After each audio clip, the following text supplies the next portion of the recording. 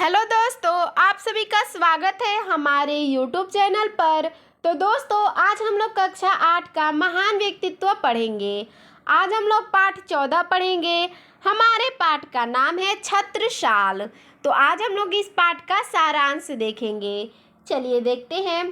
छत्रसाल ओरछा के राजा चंपत राय के पुत्र थे। जो छत्रसाल थे वो ओरछा के राजा जो थे चंपत राय उनके पुत्र थे, अर्थात छत्रसाल के पिता का नाम चंपत राय था। आगे देखते हैं।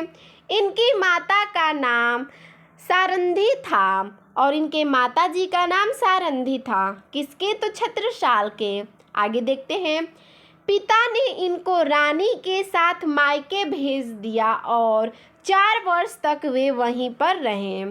पिता ने क्या किया कि अपनी रानी अर्थात छत्रसाल और उसकी माताजी को उनके मायके भेज देते हैं और छत्रसाल और उनकी माताजी 4 वर्ष तक वहीं पर अपने मायके में रहती हैं। आगे देखते हैं। 7 वर्ष की अवस्था में इनकी शिक्षा प्रारंभ हुई और 3 वर्ष में ये एक कुशल सैनिक बन गए।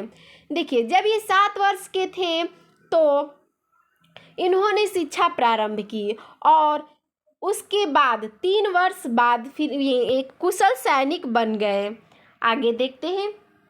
16 वर्ष की अवस्था में इनकी माता पिता का स्वर्गवास हो गया। जब छत्रसाल 16 वर्ष के थे तो इनकी माता और पिताजी का स्वर्गवास अर्थात मृत्यु हो गया। इन्होंने अपने बड़े भाई से मिलकर बुंदेलखंड का राज्य दोबारा स्थापित करने की योजना बनाई।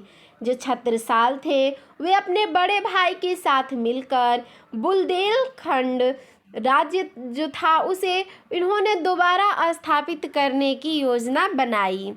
आगे देखते हैं। अपनी माता के जेवर को बेचकर 300 सैनिकों की एक सेना तैयार करके इन्होंने कुशलता से युद्ध करना प्रारंभ कर दिया।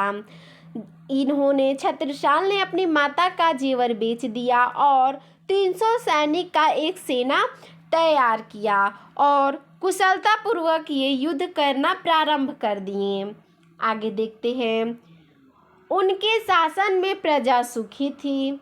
भूषण और लाल कवि इनके दरबार में थे। इनके समय में जब ये शासन करते थे छत्रसाल तो प्रजा बहुत सुखी थी और भूषण और लाल कवि ये 2 दरबार में इनके रहते थे।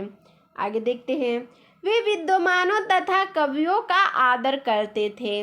जो छत्रसाल थे वो जितने भी विद्वान थे और जितने भी कवि थे उनका वे आदर करते थे। आइए आगे देखते हैं। सन 1731 में 83 वर्ष की आयु में इनकी मृत्यु हो गई। देखिए, सन 1731 अर्थात जब ये 83 वर्ष के थे तो इनकी मृत्यु हो गई। इन्होंने अपनी समस्त जीवन देश तथा जाति की भलाई में लगा दी। इन्होंने अपना पूरा जीवन देश तथा जाति की भलाई करने में लगा दी थी। छत्रसाल भारत माता के वीर तथा महान संतान थे। जो छत्रसाल थे वो भारत माता के वीर और एक महान संतान थे। ठीक है, आगे देखते हैं। शिक्षा जीवन की सफलता कर्तव्यपरायणता में है। देखिए, शिक्षा जीवन की सफलता किस में है? तो कर्तव्यपरायणता में है। तो दोस्तों, आपको हमारा यह वीडियो कैसा लगा हमें कमेंट में ज़रूर बताइएगा। धन्यवाद।